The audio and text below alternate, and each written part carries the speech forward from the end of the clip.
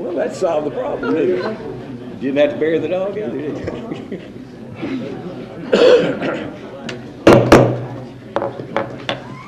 This regular meeting of the Board of Mayor and Aldermen for October 16th, 2012 will come to order. I'll ask you to stand for the Pledge of Allegiance.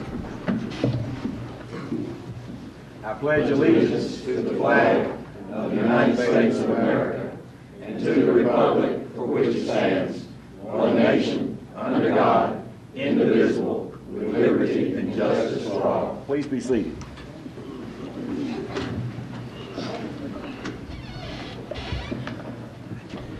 You know, I was just making an observation here when the school teacher is coming out and me right now. I was just thinking those who might be inclined to be somewhat troublesome to the teacher were always put on the front row. So you notice who we have on the front row? City department heads and so forth. I don't know whether there's any. Beg your pardon? So that's just food for thought. All right, we've got two public hearings on our agenda. The first one is concerning the location and design of a proposed cemetery at the second curb cut from Black Patch Drive on the north side of Batson Parkway. The cemetery would be developed by Mr. Billy Batson. Is there anyone in the audience who wishes to speak with regard to this issue? Any comment? Hearing none, I'll declare that portion of the public hearing closed. Our second public hearing will be in regard to Ordinance 12-12. This ordinance amends the schedule of fees for play at the Legacy Golf Course by rescinding Ordinance 12-04. Does anyone in the audience wish to speak with regard to this fee schedule?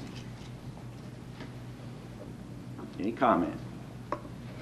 Hearing none, the public hearings are closed, and we now move to item 1.3, which is approval of the minutes of the regular meeting on September the 18th and the special meetings held on September 4 and October 2nd. Is there a motion for approval of the minutes? So moved. And a second? Any discussion of the minutes? If you favor the approval of these minutes, please say aye.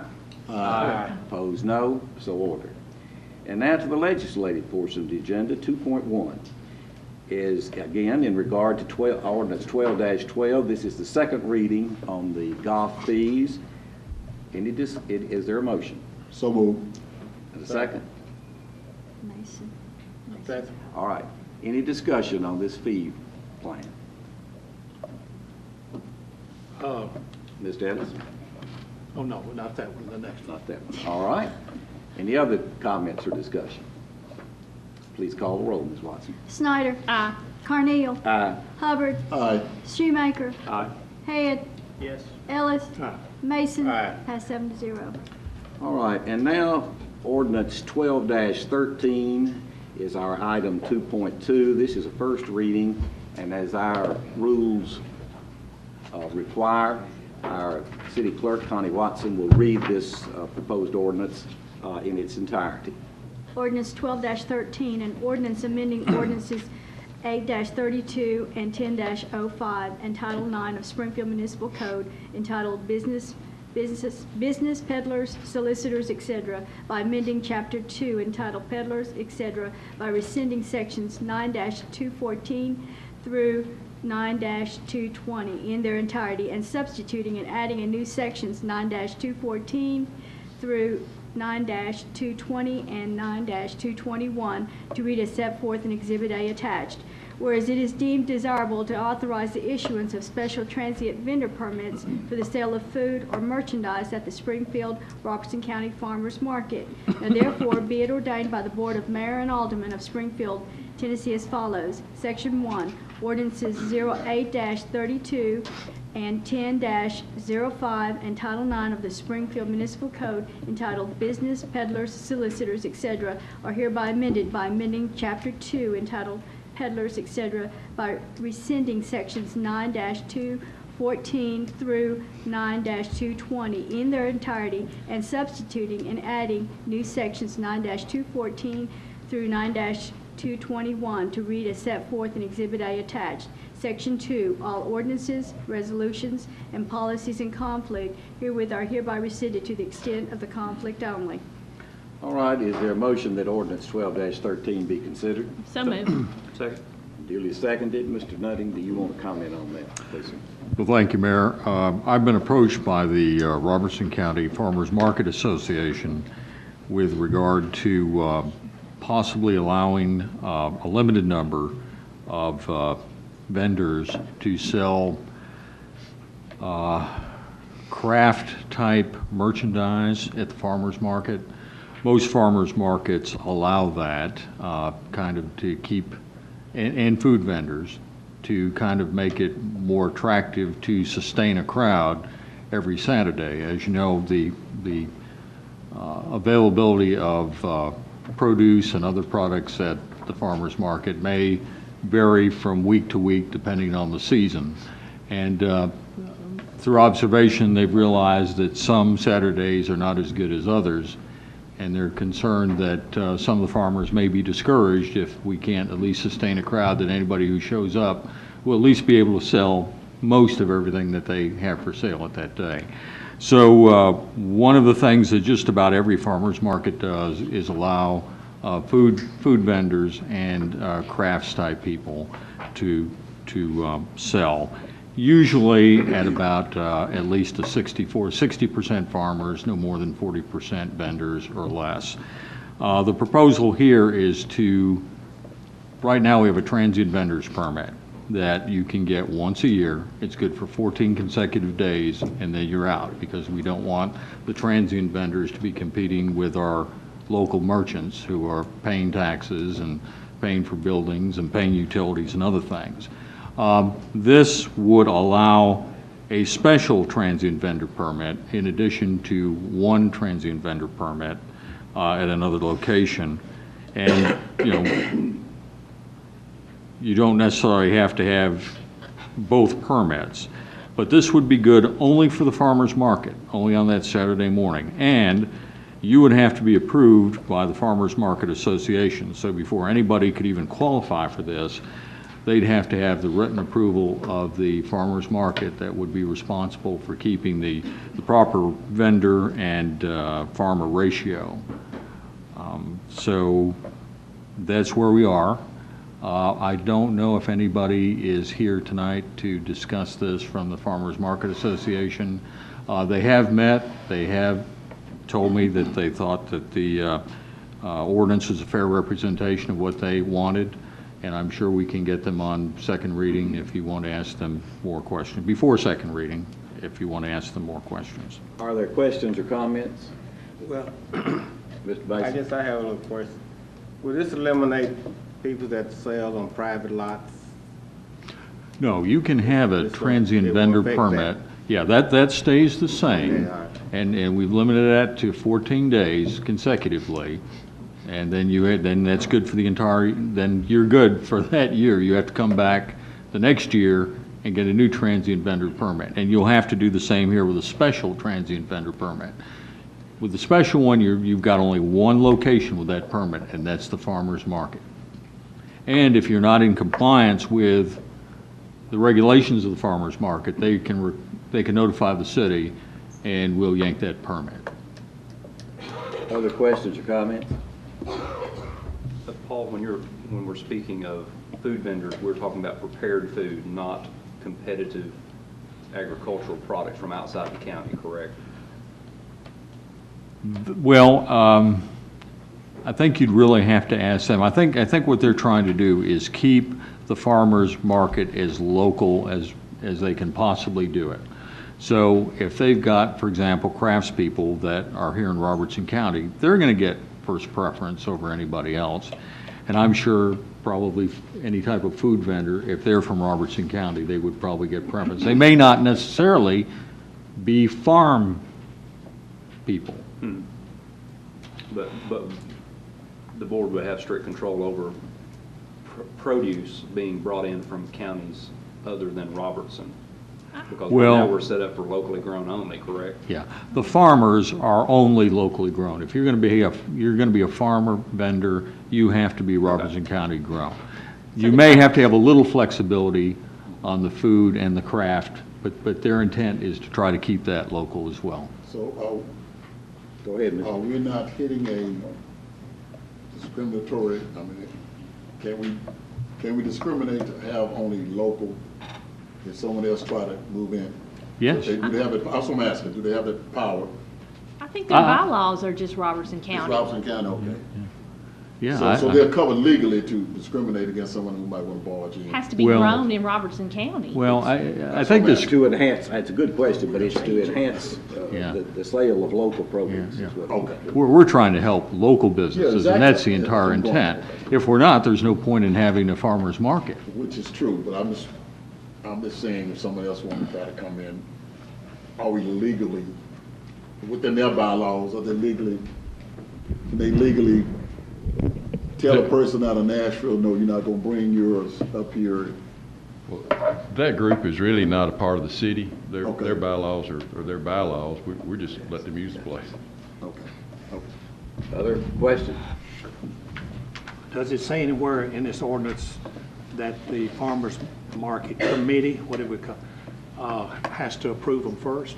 Yes, we get to that, Mr. Ellis.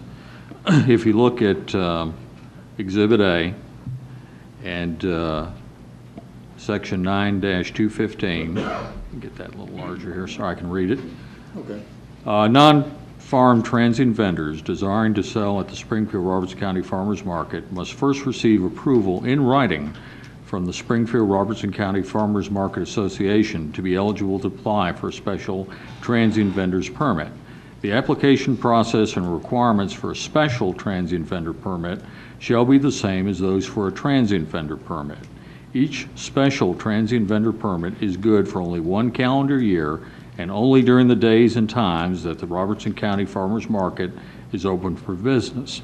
All special transient vendor permit holders must operate in strict conformance with the Springfield Robertson County Farmers Market rules, and all permit holders not operating in strict conformance shall have their special transient vendor permits revoked upon the written request of the Springfield Robertson County Farmers Market Association.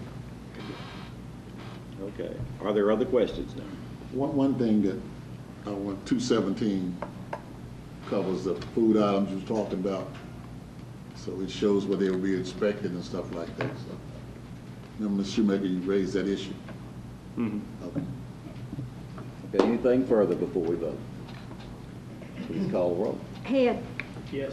Carnell. Aye. Snyder. Aye. Mason. Hubbard. Aye. Ellis. Aye. Shoemaker. Aye. Pass 7-0. All right, so we move now to 2.3. This is in regard to Resolution 12-18 pertaining to the proposed cemetery adjacent to Batson Parkway. Will be presented to the board at this meeting for discussion and possible action. Is there a motion? Move for approval. Second. All right. Any discussion? The Planning Commission thoroughly worked with Mr. Batson, and we felt that we got a satisfactory understanding of how it's going to be. Mr. George, want to help me out there? Mr. George, you want to say a few? As he comes, he's in compliance with it. It's quite a lengthy process to establish a cemetery of that size in any county. But first of all, Billy decided that he wanted to possibly make this a cemetery because there's an existing historical family cemetery there. The site is really too narrow to have any really good commercial sites. It's about 80 feet deep, and you can't run a road down the center of that and have houses or businesses on both sides. It's just not suitable for that. So Billy thought he would like to put in a cemetery. The property is on R20, and cemeteries are allowed in the R20, but they are a special exception. In other words, they have to be approved by the Board of Zoning Appeals. So Billy has already been to the Board of Zoning Appeals, and they have approved him putting a cemetery in this zone. So that's been taken care of. He's been to the Planning Commission twice, and he has presented to them a plan, a sketch plan, a preliminary plan of the cemetery. And the cemetery contains 8 acres and 6,000 lots. In addition to this, what he has to do, and the Planning Commission has reviewed that plan, and they recommended it to this body for you to approve the site. There's a section of state law that requires anytime you build a large commercial cemetery in a city or a county, the Board of Mayor and Aldermen has to approve the site. So that's what Billy is here tonight for, is to let you all look at his site and consider if you want to approve it or not. After you do that, Billy will come back to the Planning Commission, and he will have the cemetery platted out just like a subdivision, showing cemetery lots, and he'll have to have monuments and markers where these can be found, and there are other rules that he has to follow that the state requires. And the state's rules are very, very specific. They deal with such things like how wide the streets through a cemetery have to be. The cemetery has to be open all the time, can't be closed. There have to be 6-foot grass shoulders along the side of the road so people can pull over there and park and let others get through to go to the graves. And he has to put up considerable amount of funds, depending on the size of the county, for perpetual care of the cemetery. So he's got to show all this to the state, and then he shows the Planning Commission his plat of how the lots are going to be laid out. And you see in your packet, you have a preliminary site plan of that that shows what he's proposing to do. The Planning Commission, we had some discussion on this with Billy. You know, these entranceways off this limited access road are very valuable, and they're scarce because they're made to have off marginal access streets where you can have commercial development and other things and not interfere as much with the traffic of the road. So the Planning Commission, Billy was planning on taking his cemetery down here in this section, the other side of the entrance road. And we started discussing that with Billy, and he has agreed with us to leave that open. It's a little bit wider and larger than this section up here, and there's 3 or 4 acres in there. And that allows us at some time to put the city or developers or whoever to put a connecting road in there that would connect to these other entrances on the limited access highway. So we have worked with him and approved that. So Billy is here tonight asking you, as the board, will you approve his site out there for use as a cemetery? All right, you've heard the proposal. Any more questions or comments? We have a motion. Yes, we do. All right, if you would favor this, vote aye. If you're opposed, vote no. Ellis. Hubbard. Aye. Shoemaker. Aye. Snyder. Aye. Carnell. Aye. Mason. Aye. Head. Yes. Pass 7-0. All right, we move now to 2.4. This concerns Resolution 12-21. This would declare a certain property as surplus and authorize the disposal of same. Motion? So moved. Second? All right, any discussion? Hearing none, please call the roll. Carnell. Aye. Head. Yes. Shoemaker. Mason. Aye. Schneider. Aye. Ellis. Aye. Hubbard. Aye. Pass 7-0. Okay, now, item 2.5 is in regard to Resolution 12-22. This resolution authorizes the City of Springfield to participate in an Emergency Communications Dispatch Study Committee. This is in response to the letter we have sent to the County Commission. They have approved this study committee to try to resolve this issue as far as their end of it is concerned, and we're being asked to do the same. I'll ask for a motion. So moved. And a second. Second. All right, Mr. Nutting, you want to make a statement on that before we go further? Well, thank you, Mayor. Very pleased to announce that the Robertson County Commission did respond to our Resolution 1219, which was passed last month, which is all we ever really wanted them to do, was to be able to sit down with us and work through this dispatcher situation. And so they have proposed a study committee, and we have requested that there be a deadline on this. Our original deadline was January 1st. The new deadline is going to be February 1st.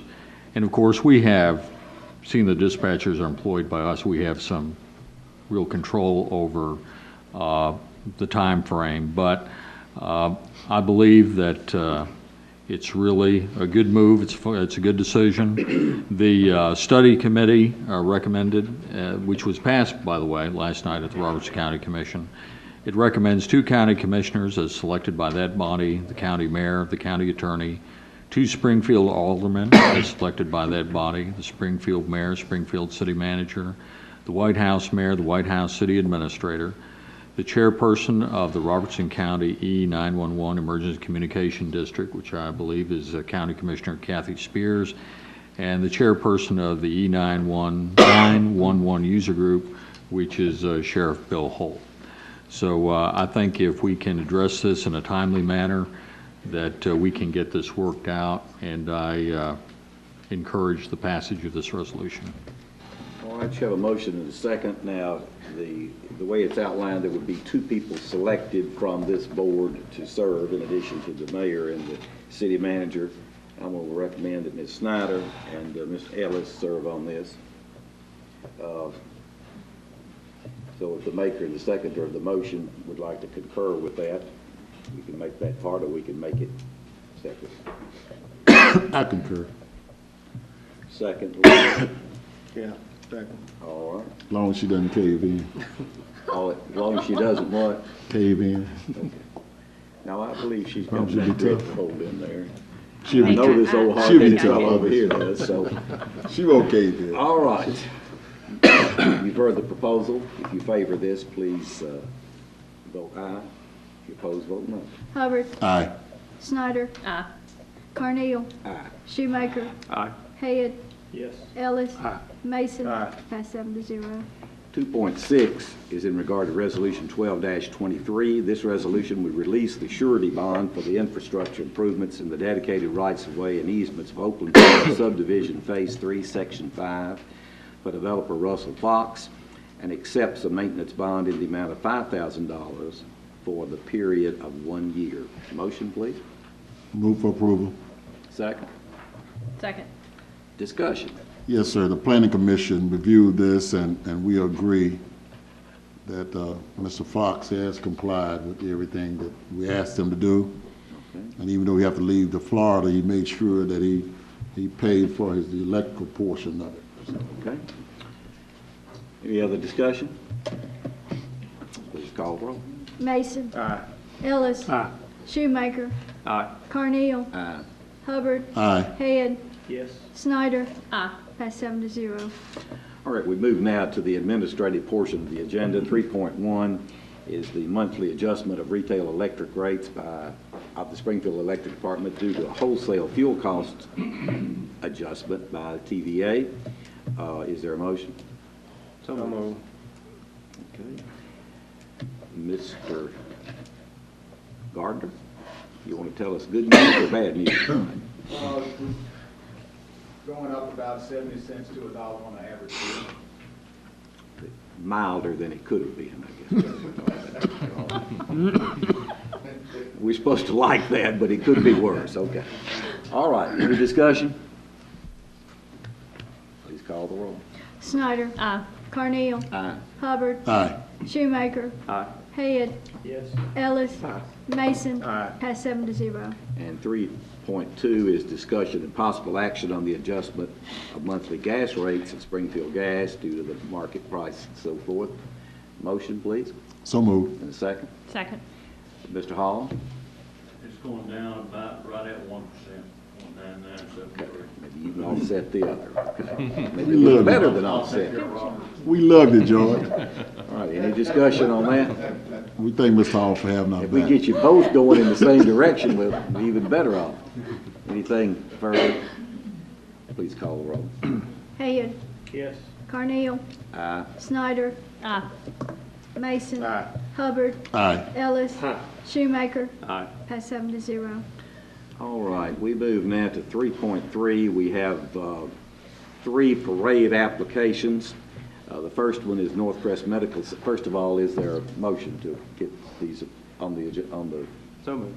docket? All right, first one is Northcrest We Medical. don't have a second. Second, please. Second. Sorry.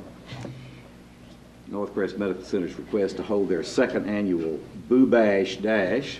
This is a run and walk for the benefit of CASA of Robertson County. This would be held on October 27th, if approved, from 9 to 10 a.m.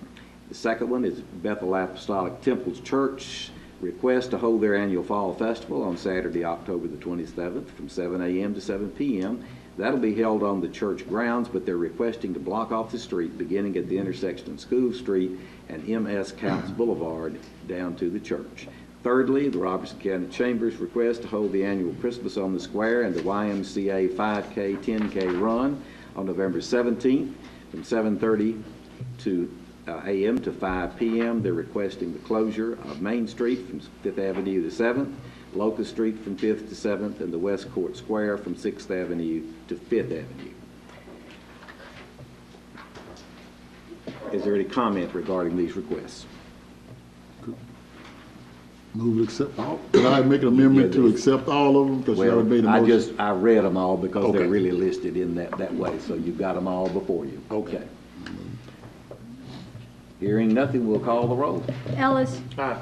Hubbard. Aye. Shoemaker. Aye. Snyder. Aye. Carneal. Aye. Mason. Aye. Head. Yes. Pass 7-0. Okay, we move now to 3.4. This is discuss and possibly take action on authorizing an agreement with the engineering firm of Gresham Smith and Partners to assist the Springfield Water and Wastewater Department in meeting compliance requirements of the Environmental Protection Agency Order of Consent. Staff memo has been prepared so that you can get the details of that. Is there a motion? So moved. Mr. Mason, you second. Okay. Now, discussion on this. Paul, did you want to say anything first here? Well, I'll let Roger answer any questions, but the staff recommendation is Gresham Smith and Partners Engineering Company, and I don't think we have the contract yet, but this will award the contract to them, and we'll actually approve the contract as soon as we get it in hand. Okay. All right. Mr. Mayor, Go ahead, Mr. Hubbard. I want to put to bed uninformed comments about us requesting specialty engineering help with some of the products that we have, some of the work we have for the city. I mean, you know, this is done because we have competent engineers who recommend to go to specialty people that will go above their regular knowledge. Am I stating that right? And this is the way it's done in all municipalities. This is not new. So for those naysayers who don't really understand the function of municipal government and how we have to go out and get specialty groups to enhance our specialists or managers, understand that's running our city, they need to know this is a correct practice, appropriate practice, that's the word we use. I had to put that to rest, man. All right, are there other questions or comments, Paul? Really, to follow up on what you said, really, it has to do with scope, Mr. Hubbard. I mean, there's so much work involved here. You're looking at dozens of engineering technicians and other people that are going to be employed on this project to be able to meet the deadlines that are involved here. Obviously, it's way too much work for what we could do internally. There are some things that internally we will contribute to this, and we have contributed to this study, and we'll be working closely with them. But we would never be able to handle this project without the support of an organization much larger than our own engineering department. And it's going to take, this project is so large that the deadline that's been set has to be followed, or there are penalties associated with that, so that makes it even more prudent to do this. Yes, are there other questions or comments?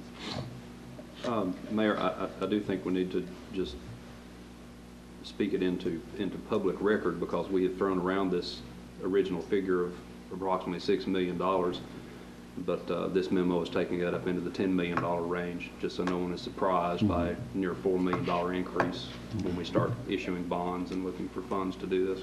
Well, the most expensive infrastructure that we ever work with is that involving sewers or wastewater. And we have no choice on this. These are federal government regulations. I'm not saying they're wrong, but I'm saying we don't have a choice. We cannot avoid this. And one other thing, Mr. Mayor, we're growing. We're growing and into bringing us into the demands that's going to be put on the city. We have to do this. So for those who have those narrow tunnel visions, understand Springfield is growing, it's mandated, and as leaders, we have to do it. Are there other questions or comments regarding this matter? Please call the roll. Carneal. Aye. Head. Yes. Shoemaker. Aye. Mason. Aye. Snyder. Aye. Ellis. Aye. Hubbard. Aye. Passed 7-0. All right, 3.5 is to discuss and possibly take action on a request from Robertson County YMCA for financial support in the amount of $20,000 to assist in an after-school program for at-risk students from Springfield Middle School. Is the spokesperson of the Y available to come to the podium and give some details with this, please?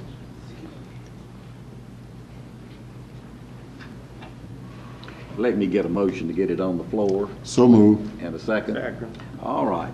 Now, would you introduce yourself, please? I am Courtney Woodard. And I'm Gordon, from glad to Robertson have you County. here tonight. I'm the YMCA. Go right ahead. We are proposing that the YMCA of Robertson County, we're starting an after-school program. We've just seen so much things going on in Robertson County. I'm not just saying Springfield, but I'm saying Robertson County. But we're going to focus on Springfield Middle. We're going to start an after-school program at the middle school level for middle school students.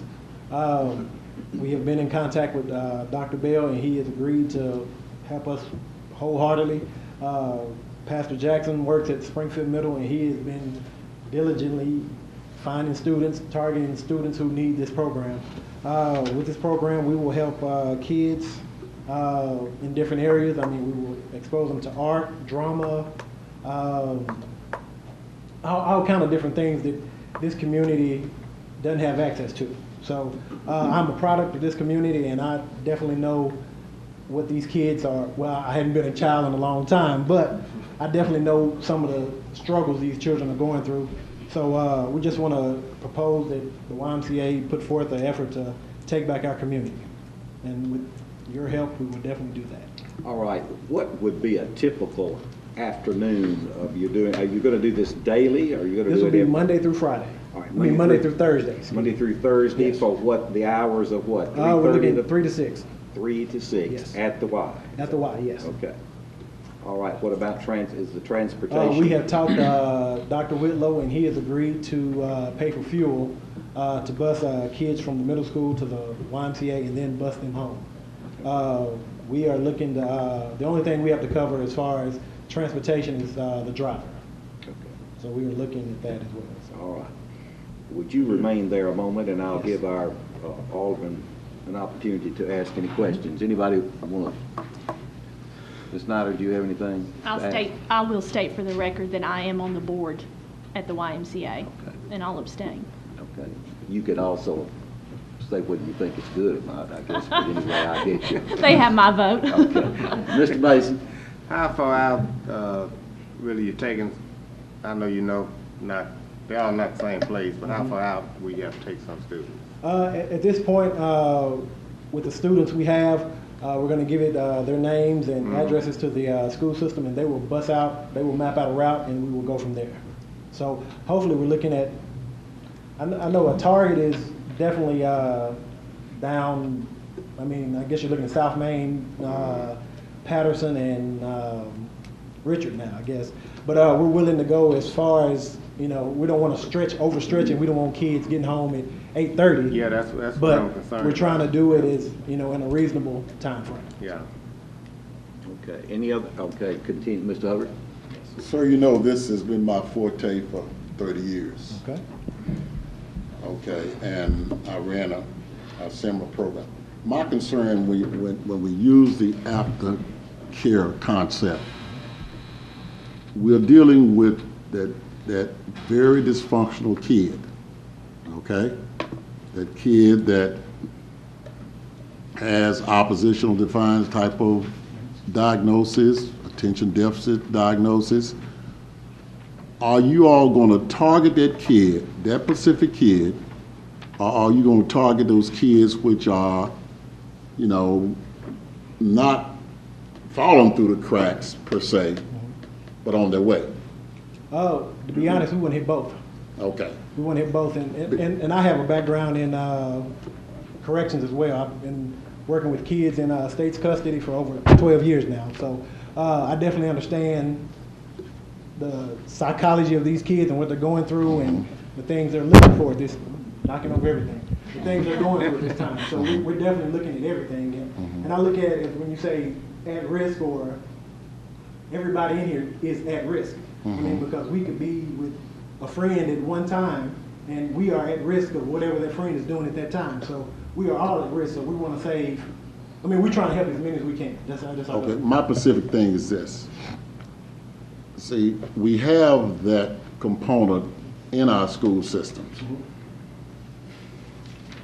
I'm a champion of putting that interventionary process in your in-house suspension program, okay.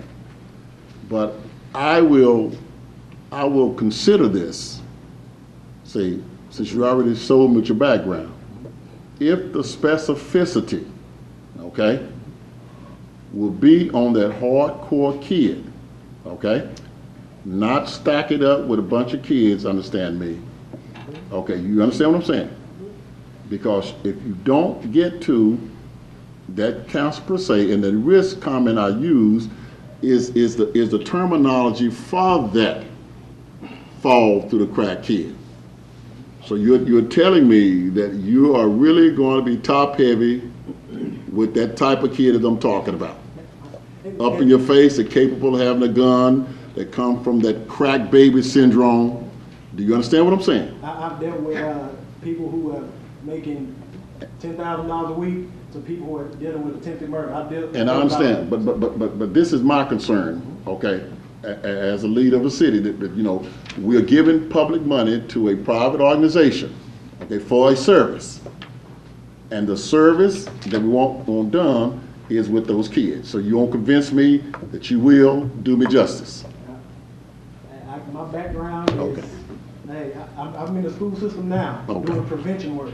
I work with over 70 kids this past school year, with character education, just life skills, everything, just targeting that child. So.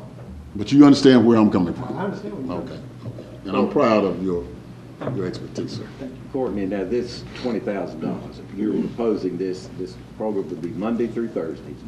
Beginning approximately when and running how long? We're looking at starting close to Bransford's time, which is November 5th, and it will run just school days. I mean, when school is in, and for the rest of the school year? Yes, and then we'll run it as long as we can. That's our goal, is to run it as long as we can. And like I said, even when school's out, we'll have something in Something, we'll have something. But it carries it at least through this academic year and Yes. hopefully some into the Yes. summer. All right, Mr. Ellis, did you have a Yeah. question? How many students are you planning to work with each day? At this time, we sent out, our target was 50, and I think 41, that's what we came up with, and we sent permission slips home, and we had some return, so, and that's just at Springfield Middle, but if someone from Coopertown, the kids I work with at Coopertown, they want to come, we won't turn them away. The kids I work with at East want to come, we won't, just this Robertson County, we just want to work with all the kids who need this program. Okay, but Now, let me go on around and here. come back to me, please, sir. What are we paying for? I mean, I know, I read here, bus drivers, I think the school system's going to furnish the fuel for the buses, and you're going to need to pay for bus drivers. Will there be 2 bus drivers? Probably that one who drops off the kids who come down South Main probably will make that turnaround and come back. Like I said, we're still in the process of who will be driving that. You know, we're looking at bus drivers, we're looking at someone, because we're working with 10 kids as well, and we will provide a snack and dinner at our after-school program. And we're looking for someone who's going to manage the food processing part of it, managing the food. What do you foresee, other than drivers, that you need the $20,000 for? I mean, what would it be used for? Because you're going to have to requisition that from the city. So are we going to, or are they going to receive requests with the bus driver's name on there and how much we owe him? Is he an employee, or is that a contracted service? I don't know. That would be an employee of the school system. Okay. So that, if I read it here, that's what you're going to do. You're going to request a quarterly amount of money, I believe is what it says. And I guess we will send the money every 3 months, according to what you say that you owe for bus drivers and maybe some of these other programs. Yes. Is that, so we could be writing 3 or 4 checks, 3 checks probably, during that time. This would involve some extended hours for present staff. Is that what you're talking about, Courtney, in order to serve that many people? We're looking at hours for our staff, and then again, the food service, bus driver. And then the transportation. Transportation, Those 3 and just components. applies that, if we're gonna be serving these kids, we gotta have paper goods and different things like that, so just all encompassing. All right, Mr. Shoemaker, I don't have anything this time. Bruce. Mr. Mr. Mayor. Hubbard, you had something else? Mr. Woodard, this is not against you. $20,000 for Springfield kids.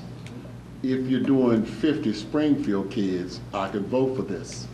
I'm not paying for county kids. Okay. You have to understand. Okay? Because, see, my job is to take care of Springfield kids. My job is to guard the purse of Springfield. This is not against you. See, so I have to ask you again, are you going to service 50 Springfield kids? That is our target. Our target is 50, and if we can get more than 50, that'd be great. But I'm saying Springfield kids, not county kids. That's our target, is Springfield Middle. We're at Springfield Middle doing this program and coming out. Now, in the contract, okay, in the contract, and this is not against you, this is something we work out with your administrators, okay? We need a follow-up that we are dealing with Springfield kids, okay? We're We not could paying. request that, Mr. Hubbard, we could list Okay, those well, no, I'm students saying, and I their think addresses. I need to address this. I think I need to address this, because this is with our kids. I'm battling for our kids, okay? I'm not battling for Robeson County kids. That's the problem we have right now. The money's going to Robeson County kids. I'm talking about Springfield kids. Sir, if that is indicated, then I'll support you 110%. Okay, are there other questions? One other question, where would the money, where are we going to get $20,000? Mr. Nutty. Well, you'd have to take it from reserves, hopefully, during the year. We'll have some savings in some other areas, and we won't have to use quite that much in reserves. But I think at this point, I think it's fair to say you'll have to take it from reserves. One other one, sir. Go ahead. Is this program in any way going to conflict with the community center program that we're talking about? At Bradford. We're targeting middle school, and I think Bradford is doing K through 5, so we're just trying to hit everybody. So, and I know Blair Street is doing some in that community as well, so we're just trying to hit everybody. All right, other questions before we vote? Please call the roll. Hubbard, I'm gonna go aye on the contract. Snyder, Stay. Carneal, Aye. Shoemaker, Aye. Head, Yes. Ellis, Mason. Aye. Passed 6-0 and 1 abstain. Thank you for your presentation. We look forward to some great success with this program. 3.6. Mr. Nuttinghead. Sir, go ahead. Mayor, just one technicality that we need to take care of, and we probably need to do this maybe at the meeting next week on the 23rd, is we do have to pass a resolution when we donate money to nonprofits. Exactly. And we've done that in the Y for other programs in the past. So we'll shoot for preparing a resolution for next Tuesday's agenda. Board member. What's the time on that meeting? All right, that's fine. All right, we move now to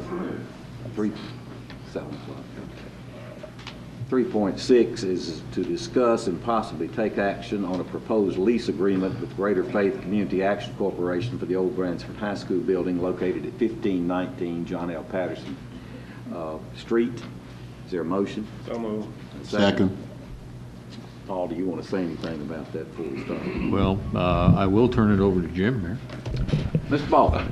An outline was presented of a proposed lease purchase agreement at the last meeting, and I believe this complies with the terms of that outline. Basically, there's a nominal rental. It's a 10-year lease with an option to purchase.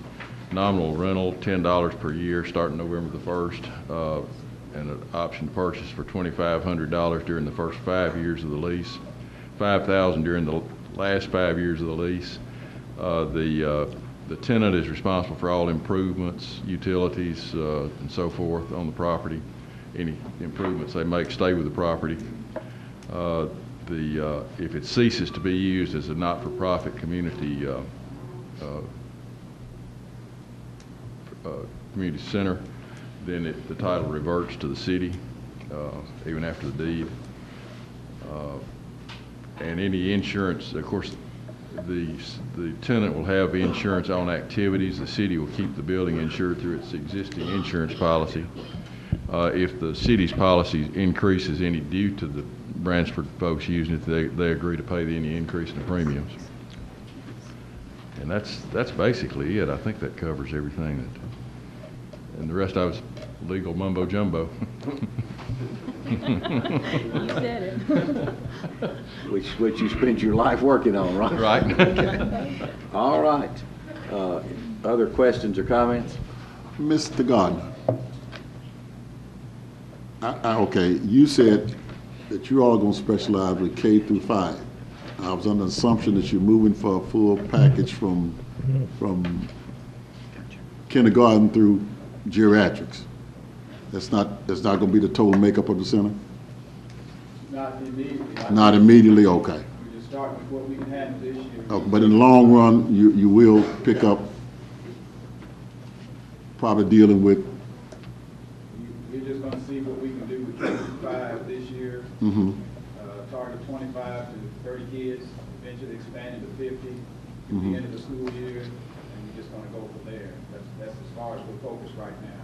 If we can expand one day down the road, we may, but I think it's good to work in conjunction with the Y and Blair Street program so we don't duplicate service and wind up servicing the same kids. But that's about the extent of our focus right now, just K through 5 there in the immediate area. Okay, I understand that, but my hope is that, you know, the major function for all this will be there. That's my hope, okay? So I understand what you're saying, starting off the pilot program and growing. We got to work on a limited budget with what we got right now, but as the funds come in, as we continue to expand the program, we're talking about 20,000 square foot buildings. We got plenty of capacity. We're just trying to start small and grow from there. Well, hopefully the result of both of these programs will simply be more worthwhile things for kids to be about, and ultimately saving the taxpayer a lot of money through the justice system and that type of thing. So I have high hopes that we'll have success in whatever you're doing there. Mayor, Yes. I have one question for Go Mr. ahead. Nutting. I understand we didn't get the grant again this year. I'd like some explanation if we know why we weren't. Is this the second time we've applied? Yes, and, well, first of all, money is very tight at Sure. the state, and, I mean, Would we be better off going in ahead and giving them the building and letting them apply directly for the grant, or is this only for municipalities? no, this was a CDBG grant. You have to be a government agency to be able to apply for that. Really, I think they're just not going to give money to tear something down, okay? They want to construct something, and there is some construction involved with this, but I think it's how it's, I mean, we've really asked them to bring down most of a building. It's a demolition grant, and I think they probably have other priorities with the limited money that they do have to put into other programs, and I would guess that would probably be the reason. I know there's other grants that they could apply for throughout the country and corporations in different places. I just wonder if we would not be better off going ahead and giving them the building after, I know we discussed long-term lease, but. Well, there are very serious problems with that building that have to be addressed, and quite candidly, I think the city needs to take down that gym. You know, we committed money about 10 years ago to try and do that, We and probably couldn't sell them couldn't the get the problems. county on board with it. Yeah. But there's some asbestos issues. It's going to start falling apart. You know, we took a good shot at getting a grant, and I think we ought to look at committing to, over a long term, maybe a loan, taking that building, that gym portion down. We probably couldn't sell it in that condition anyway to them, whether it was $1 or $10 million. Mr. Mayor, Yes. one of the key issues that my Pacific Steering Committee with the National League of Cities argue about when it comes to that CDBG grant, Community Development Block Grant, is the discriminatory practices that most cities under 50,000 is hit with not getting the monies to develop it, programs and stuff that would enhance and put down crimes and stuff like that. So that's one of the major arguments, understand me, that we have when we go to Washington or anywhere we meet at NLC. So it's something that our government have to really realize that the same problems that we have in the major cities spilling off into the smaller cities. And so they have to change their attitudes about awarding grants. One thing, the Casey Foundation, Mr. Gardner, has the Casey Foundation is one of the major ones. Have you all applied? We checked into it. Okay. We've got, that's one of the ones we're targeting. That's one of the major ones that has leniency. We've got to have a little more of a track record than what we've got Okay. before we apply for that. But we are looking into that one, as well as the Kresge Foundation. Okay. I'll try to put a plug in for you. All right, are there other comments about this matter before we vote? One comment, one Mr. Ellis? question. If I understand what Mr. Balthrop has written, the city will continue to have the insurance on the building, just as we have right now. Correct. The occupants will pay all utilities, Right. do minor repairs, or I think building upkeep, whichever how you Right. want to say that. And so if what I hear you're saying is all the city is going to continue to pay will be the insurance, the building insurance. Correct, and if it's added to the policy we have right now, and if it costs more to keep that, we don't think it's going to cost any more, but if it does, then the tenant agrees to pay the difference in the premium. But so far, it hasn't cost any more. Other questions? All right, let's call for the question. Mason. Aye. Ellis. Aye. Shoemaker. Aye. Carnell. Aye. Hubbard. Aye. Head. Yes. Snyder. Aye. Pass 7-0. All right, 3.7 is to discuss and possibly take action on a pending class action lawsuit involving atrazine. Is there a motion So moved. and a second? Second. All right. Who wants to speak to this? Just ask Jim and then Jim, Roger. can you give us a statement on that, please, or a recommendation? There was a lawsuit pending we didn't really know anything about, a class action suit in federal court in Illinois involving about 2,000 city systems. And this involves some atrazine. The case is against the seller of the atrazine, as I understand it, and we were contacted to see if we would join in a proposed settlement where that the city would receive somewhere between $30,000 and $35,000, I believe it is. If we do not, then we can pursue the case individually on our own. I have no idea what kind of expense we'd be looking at pursuing that kind of case, but I think it would be high, and I don't know what the outcome would be. So your I recommendation recommend- is that we do participate recommend in we these do. class actions? And our cost be, It would be deducted before we get to 30 to 35,000. okay. That'd be our net. Okay. We have a motion and a second? Yes. All right. Are there questions? All right, please call the roll. Snyder. Aye. Carnell. Aye. Hubbard. Aye. Shoemaker. Aye. Head. Yes. Ellis. Mason. Aye. Pass 7-0. 3.8 is to discuss and possibly take action on a proposed agreement with Carfax. Is there a motion? So moved. Second? Second. All right. Mr. Police Chief, would you come to the podium, please? This is David Thompson, our Chief of Police. Yes, sir. Most of you know Carfax is a company you go through when you buy a used car. You want to find out what the history is on it, you do a Carfax, and they give you the maintenance and any kind of damage, collisions, anything that's been involved in. Well, Carfax, of course, they make their living based on data.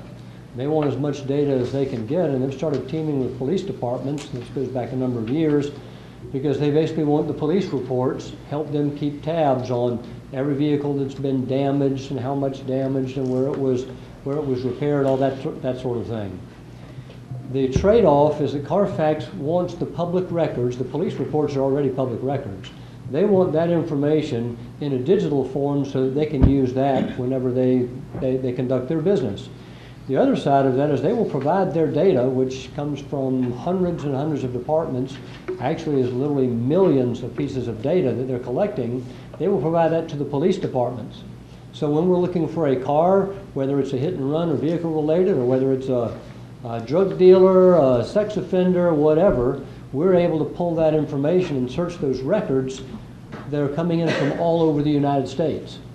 So it's a good trade-off for us back and forth. We provide them with what are public records to begin with, and then they are providing us with access to their databases that encompass data from all over the U.S. That doesn't cost us anything. That doesn't cost them anything. Entering into that agreement is a simple part. There's another part of this, however, that's kind of open for some interpretation on your part. That is, once we send them a PDF file, we send them a file of a traffic crash. What they want to do, and they're doing this in most other departments they team with, they want to put this and make this available so if somebody wants to purchase a copy of that, they can purchase it from Carfax for a fee. Now let me make sure we've got this straight. You can come get a free copy of your police report today if you're involved in a crash. That's not going to change. You can still come to the police department, I was involved in a crash, here's my stuff, and we'll give you a free copy of your police report. That's not going to change. However, some people involved in crashes are not from Springfield, would rather do this over the internet. The insurance company would much rather do this electronically than have to send you a letter and a check and all that goes with that. So, what this means, if we enter into this agreement with Carfax, is we are saying that Carfax is going to be allowed to sell a police report to the insurance company. Whoever wishes to purchase it, they can do that over the internet. Carfax charges a fee of $5.50. That's how they make their money. Most cities or counties that do this also tack on a fee, an administrative fee. On the average, it's about $4. There's some of them it's $3, some of them it's $6 or $10, some of them it's $0. But the average right there is about $4 a report, which means that the average person, if they go on the internet to Carfax, want to purchase a copy of that report, it will cost them $9.50 for it. Or they can come to the police department, we'll give them one for free. It's their choice. So what we are recommending is that we, first of all, enter into the agreement so we can share the data back and forth, because we believe they have a lot that we can benefit from. And the second thing is we believe that $4 for a report, if somebody chooses to access that through Carfax online, we feel like that generates a little bit of revenue to offset our administrative expenses. So we're recommending that we do both of those things. All right, all right, you'll remain there for a few moments, David. Paul? Yeah, I would like to say one thing with regard to this. If the board is interested in this, there's one technical thing that we're going to have to do. We're going to have to pass an ordinance to authorize that fee, because we cannot levy a fee without being authorized by ordinance. So if you authorize the agreement, we'll have to have 3 readings on an ordinance before we can actually execute the agreement. But I think it's a good idea. Okay, question time now. Questions or comments? How do we provide that information to Carfax? Well, we will do that digitally. We're already doing that right now with our crimereports.com. What we'll do is there's a program that will link with ours. That will be done automated, so every day our crash reports and everything will automatically be sent to them, will be uploaded to them through the internet. So no additional work? Correct. Other questions? It's no matter how minor the crash is, it'll be sent through this system, right? Yes, once all the automation is taken care of, it will do it automatically. It's not going to require our people to do anything differently. As a matter of fact, on the plus side, we'll be digitizing all of our records, which means that we don't have to have storage shelves and file cabinets and all the difficulties that are associated with trying to keep and maintain those paper records. We'll be doing all of that electronically too. Okay, other questions of Chief Thompson? That won't cause you to lay off anybody, will it? What are we voting on tonight? Wait just a moment. Oh, I'm sorry. Willie, did you get your question answered? Did you get your question answered? I just asked, would that cause to lay off anyone? Would they be laying off anybody? Yeah. We don't have enough So you reports. don't have Not all enough the reports records? that it's going to justify laying anybody off. Okay, just ask the question. Yeah, it's a total of about 800 reports a year, and in the records division we handle close to 30,000. All right, Mr. Ellis, you were wanting clarity on what you're actually voting on. It's to enter into this agreement. So you want to elaborate on it, David, again, please? Yes, right now it's just the authorization to enter into the agreement with Carfax, and then as the city manager said, we'll have to come back to you for an ordinance for the $4 fee for that generates that revenue. We'll have to come back to you for that. So when we vote on this, if it's approved, you can start the program. We just don't get the $4. Correct. Okay. Am I correct? Yes, sir. That's correct. All right, any other questions before we vote? Please call the roll. Head. Yes. Carneal. Aye. Snyder. Aye. Mason. Aye. Hubbard. Aye. Ellis. Shoemaker. Aye. Pass 7-0. Thank you. All right, thank you, Chief Thompson. 3.9 is to discuss and possibly take action on the distribution of discounted gas rates during the winter months. Is there a motion that this be discussed? So moved. Second. Second, Ms. Snyder. Paul, would you elaborate on this, please? Well, thank you, Mayor. In the fiscal year 2013 budget, which we approved before July 1st, in the gas operating fund, we agreed that we had about $1 million in reserves that were probably more than we needed in reserve, and we felt that it ought to be given back to the customer in the form of discounted rates. In my budget letter to the board, I recommended that it be given to all residential customers and possibly all small commercial customers as well. And looking at this, I've decided to make the recommendation that the board include both classes of customer, residential and small commercial, in the discount. You have an attachment to my memo that shows about 6 options on the distribution of the $1 million. How this would be accomplished would be, once we decide how much we're giving to each customer class, there would be a rate established for that class each month until the $1 million is discounted to all our customers. Now, the initial plan is to include the months of December, January, and February, when the heating months begin, as the initial 3 months. That means those months will be billed in January, February, and March. Those will be the months that the discounts will actually be affected. So what we will do, depending on if we have an especially warm winter where bills are very high and gas is very costly, we might take fewer than 3 months to do it.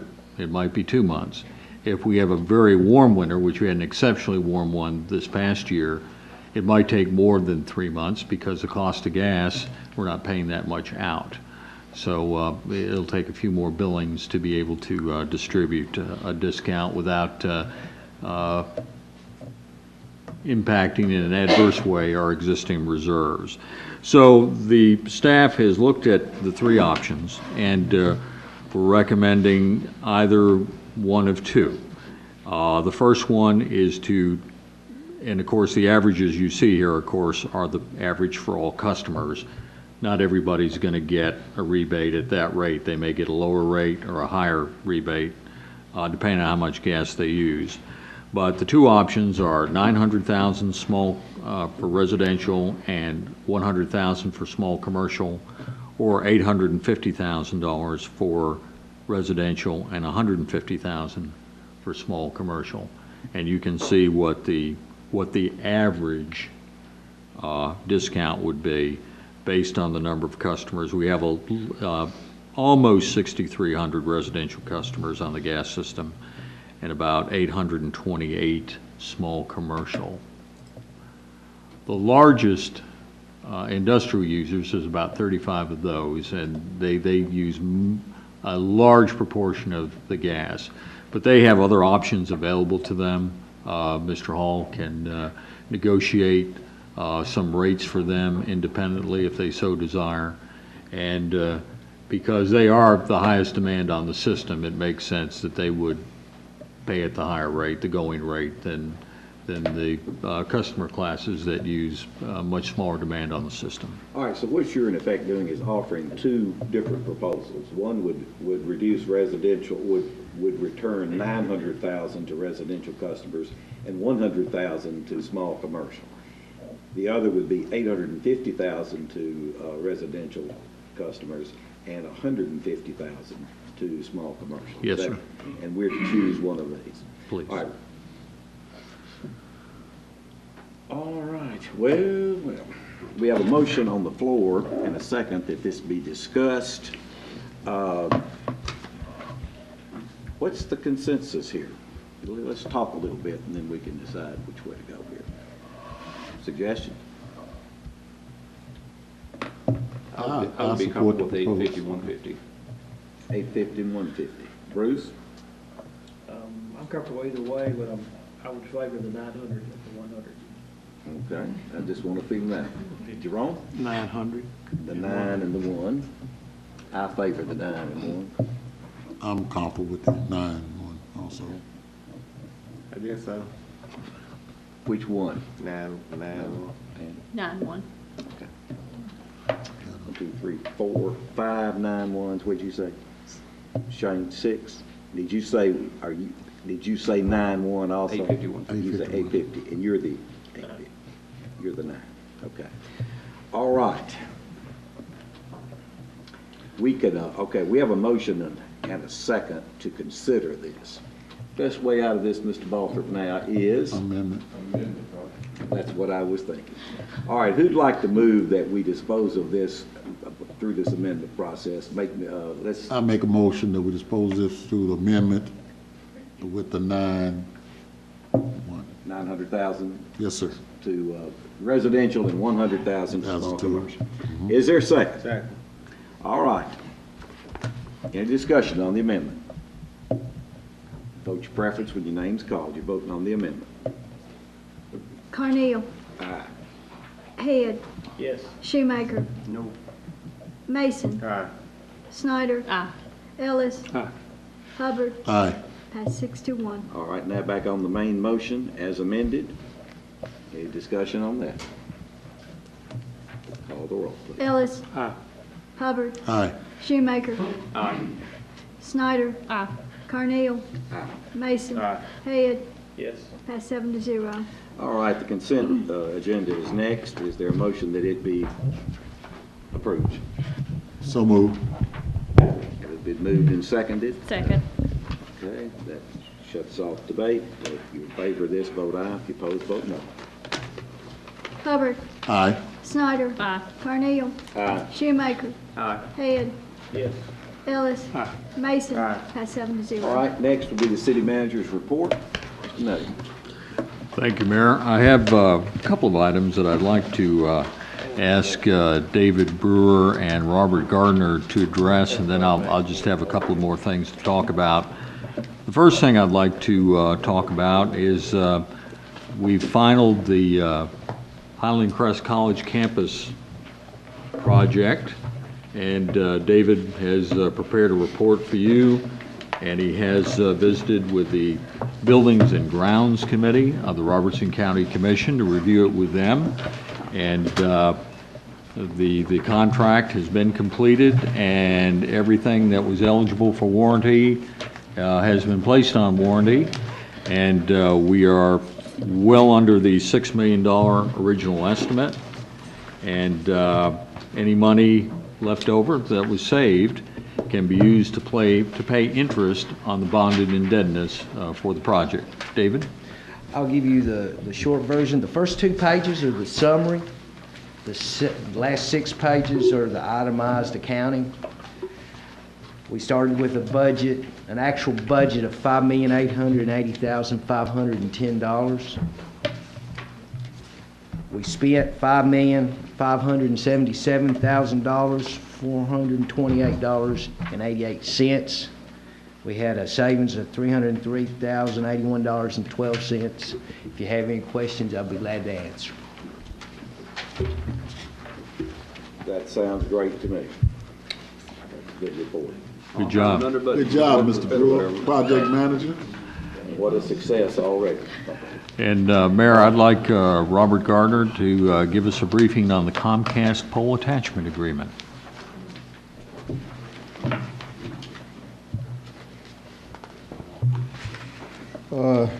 Earlier this year, the board approved hiring Mark Smith and Miller Martin out of Chattanooga to negotiate our pole attachment agreement with Comcast. Mark has had quite a bit of success with Comcast. He's done this quite a bit for several municipalities.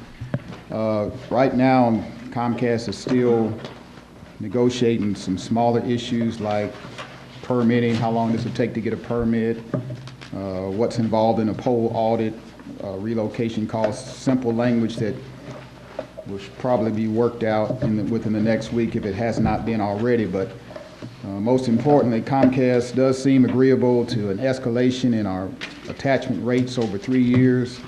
What Mark is proposing, they seem to be agreeable to, is from now to the end of the year, increasing our pole attachment fee from the current $9 a pole to $12.65 a pole. Then in 2013 to $14.50, in 2014 to $16.50. And what that equates to in dollars, right now we have 2,200 poles at $9 a pole. This year, if we go to the 1265 a pole, that will net us $8,030 in 2012, $12,100 in 2013, and $16,500 in 2014 and thereafter. And then any future escalation in rates will be done according to the Handy-Whitman index, which most other utilities use, which is a pretty even scale across the valley. Mark does send his regrets for this taking the amount of time it's taken. Mark's been trying to negotiate an agreement with Memphis, which is pretty large scale, and he was hoping to get that done, which might give him more leverage on this agreement. But that's where we stand right now, and we hope to have a contract for the board's approval at the next meeting. Thank you very much. Mayor, also, as you're aware, we've retained an engineering firm to look at the Queen Anne Court drainage situation, and as part of that study, the board requested that appraisals be performed on 3 properties on Queen Anne Court. So I'm going to give you the cover sheets from those appraisals. As you are aware, we will be discussing bond issue and debt service that will include this project. We will not get any proceeds from the bonds until January at the earliest. So there is no money right now to acquire these properties until we sell the bonds. And we'll be discussing proposed bond issues next week. Also, I did want to report that since January 1st, a total of 46 unsafe structures have been removed, 32 by the owners, 12 by the Public Works Department, and 2 by a city contractor. And 8 unsafe structures are currently undergoing repair. Also, if you remember, over a year ago, we talked to Nashville Wire Products. They wanted to expand their parking lot, and I think have a turning lane, Alan? No, basically move it on to our right of way. Okay. No more. And they are going to do that project, and we authorized Public Works to provide the labor and equipment to install culvert head walls, junction box, and appurtenances, with Nashville Wire Products paying the materials. So work on that project should begin soon. And lastly, a building permit has been issued for the second new building at Electrolux. I believe that's an 18,000 square foot facility, and construction is underway. That's all I have, Mayor. Thank you very much. Anything further? Yes, sir, Mr. Mayor. Sir. I really take offense when someone tries to put out incorrect information about the structure of the city government, and in bargain browser, very much incorrect information that goes against the charter. Number 1, we have open meetings, public hearings. So this is a lie that said we don't have it. Number 2, the mayor and the board members, according to charter, cannot dictate to the city manager in his staff meetings. That's against the charter. Number two, reform city budget. Our budget is accurate, and there's no problem with it. Number 3, we will not, understand me, the codes is being criticized. We have our code procedures are followed by state and international codes. Number 2, there's a blatant lie about the tax setup. We have not taxed just one time in the last 27 years. Number 3, the lie about living within our means. We have a bare-bone budget. And the lie about an addiction and spending without any type of restraints is a lie. Number 2, in a weak mayor, city manager, automatic form of government according to America and state policies. Okay, you do not elect a city manager. So all of these inaccuracies are put out there just as a ploy, understand me, to get the citizens misconstrued. The mayor cannot, according to the charter, have an office in the city hall because he undermined the function of the city manager. According to the charter, and I'm gonna stop right now, we, the board, appoints a city manager for the day-to-day operation. That's the charter. We can give him guidance. If there's a problem with his staff, we go to him. We cannot, by the charter, which was a referendum voted by the citizens, number one, we cannot go to the employees. That is the duty of the city manager. And number two, the city of Springfield cannot go back to that strong male form of government because the citizens made a referendum to go to a weak mayor, city manager, and council type of government. So all of this rhetoric that's put out is nothing but rhetoric. And I, as a 17-year member of this board, refutes all this inaccuracies put out to my citizens to poison them, okay? We are open. They can come and review the charter, and we don't have closed meeting sessions. And that's the end of the matter. Are there other comments, Mr. Nutty? Mayor, I'd just like to I don't really want to get involved with this other than to be a little bit instructive, because I think people don't have an understanding what the council manager form of government is. There is no such thing as a city manager form of government. It is the council manager form of government. Emphasis on council first. We have these meetings because all the major policies are made by this board. The mayor plays an extremely important role in this form of government. He is elected by the citizens. He is chairman of the board, which really, city manager form of government is more of a business format. It takes politics out of things. So it gives the mayor time to concentrate on major issues that need to be addressed without having to deal with all sorts of problems on a day-to-day basis. It also takes politics out of the mix. Now, city manager is considered the hardest job in government for one reason. It is very easy to get rid of a city manager.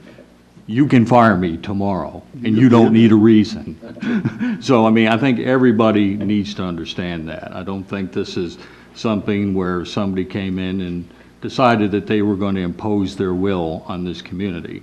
I was invited to be here. I came from a rapidly growing city in the Houston area, very pro-growth, very much wanting to bring the city to standard, to be competitive with other cities, and make no apologies for what we've done under my administration. And I certainly appreciate the support of the Board of Mayor and Aldermen. But people need to understand the moment that I don't do my job, 4 to 3, I'm gone. And that's the way it is, and that's the way it should be. And those of us who are in city management, although we are not politicians, we have to swim in that water, and we have to deal with that, and that's why we have contracts.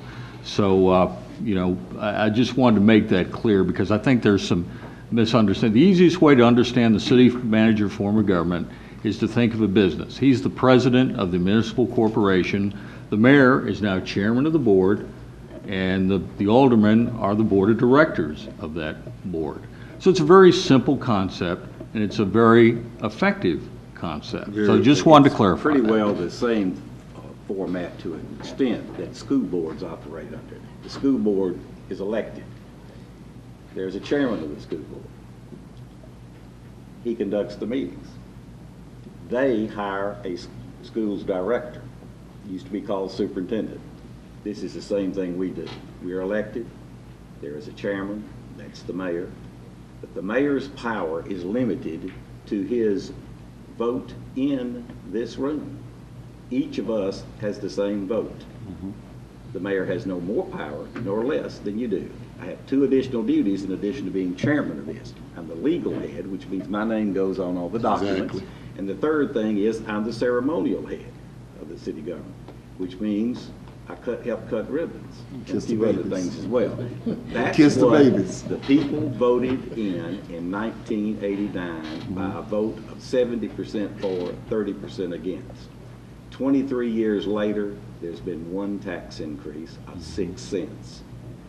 under the old form of government, the last 6 years, the tax rate went from $1 to $2.05. 4 out of 6 years it was raised. And that's what you had. Proof's in the pudding. Mr. Mayor, let me give you some flowers.